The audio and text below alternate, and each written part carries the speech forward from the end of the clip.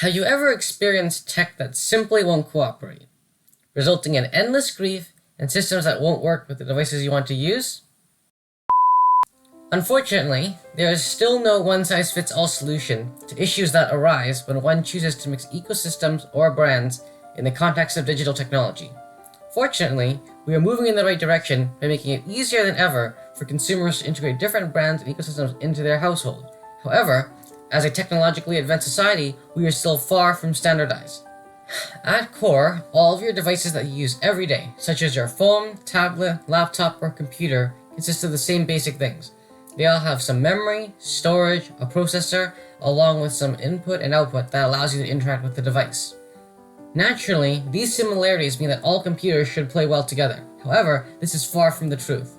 Manufacturers and tech giants have always decided that some part of their product or software shouldn't be compatible with other companies' standards or products, or in other words, proprietary.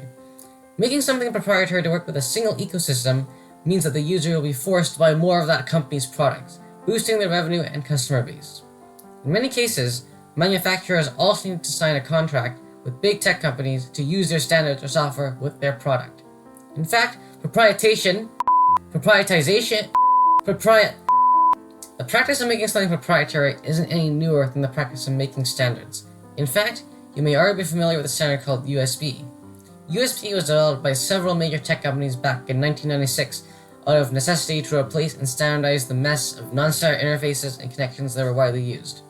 Before the days of USB, you had serial, PS2, Firewire, and all sorts of other plugs and connectors that you could imagine. Because of standardization, for more than 20 years, almost every single camera, cell phone, portable device, and charger used a USB standard. As close as USB comes to a universal standard for peripherals, it has its own share of problems. However, that is a discussion for another day. Spoilers, as one engineer quipped, standards are wonderful things. There's always so many to choose from. Of course, Apple in their infinite and stubborn wisdom chose to develop their own 30-pin connector, and later on, their Lightning connector.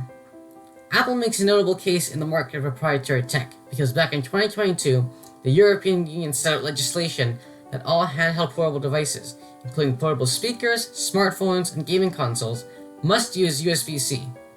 After much speculation by the public, Apple thankfully obliged, and today we have the iPhone 15 that features a USB-C port. See? Also, please don't mind the time I'm filming this at. It's getting late. While the issue of incompatible standards and technology remain at large, there are many solutions available that are dependable, simple to use, and work for the average consumer. By far, cloud-based applications are the best thing we have today to bridge the incompatibility gaps resulting from proprietary software and hardware. Web-based applications, such as Microsoft Office, allow for files to be stored in the cloud, synced, and run across multiple devices. People can communicate over social media rather than with proprietary lockdown messaging platforms, although that is a discussion for another video.